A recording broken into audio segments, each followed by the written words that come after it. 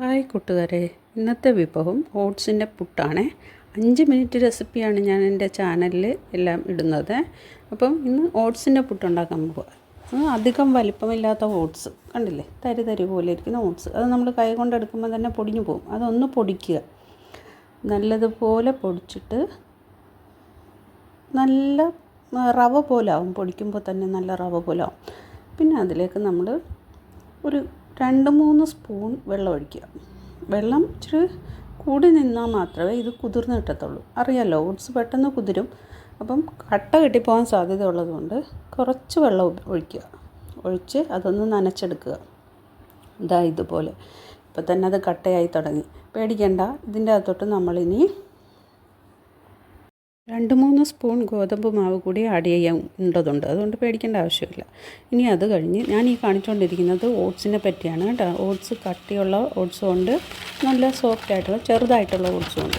ഇട്ടുകൊണ്ടിരിക്കുന്നത് ചെറുതായിട്ടുള്ള ഓട്സാണ്. നിങ്ങളെ കാണിച്ചു തരാം. ഇതുപോലത്തെ ഇതിനേക്കാളും കട്ടിയുള്ള ഓട്സ് ഉണ്ട് കേട്ടോ. അപ്പോൾ അത് നോക്കി വേണം നമ്മൾ എടുക്കാൻ. കട്ടിയുള്ള ഓട്സ് ആണെങ്കിൽ നമ്മൾ മിക്സിയിലൊന്ന് പൊടിച്ചാൽ മതിയാവും. ഇപ്പം ഞാൻ അതിലോട്ട് 2-3 സ്പൂൺ ഗോതമ്പ് പൊടിയും കൂടെ ചേർത്ത് കുഴച്ചെടുക്കുന്നുണ്ട്. കുഴച്ചെടുത്ത ഉടനെ തന്നെ മാവ് കണ്ടോ, ചരൽ പോലെയായി. കണ്ടോ, തേങ്ങായും കൂടി ഇട്ട് കുഴച്ചാൽ മതി. എക്സ്ട്രാ വെള്ളത്തിൻ്റെ ആവശ്യമൊന്നുമില്ല. തേങ്ങായും കൂടെ മിക്സ് ചെയ്യുവാണെന്നുണ്ടെങ്കിൽ ആ നനവിൽ തന്നെ അത് ചരൽ പോലെ ആയി കിട്ടും. പിന്നെ നമ്മൾ കുറ്റിയിലോട്ട് ചില്ലിട്ടിട്ട് നമ്മളെന്ത് ചെയ്യണം, തേങ്ങ ഇടണം. അത് കഴിഞ്ഞിട്ട് ഓട്സ് ഇടണം. ഓട്സ് ഇടുമ്പം ശ്രദ്ധിക്കുക, വളരെ കുറച്ച് മാത്രമേ ഇടാവുള്ളൂ. അരിപ്പൊടി ഇടുന്ന പോലെ ഒരുപാട് വാരി ഇടരുത്. ഒരു ചില്ല് നമ്മൾ വലിപ്പം കാണാം ലാസ്റ്റ്, അത്രയും വലിപ്പത്തിലിടുക. അതിനുശേഷം പിന്നീടും തേങ്ങ ഇടുക. പിന്നെ അതുപോലെ തന്നെ ആവർത്തിക്കുക. ഓട്സ് പിന്നെ ഇട്ട് കൊടുക്കുക.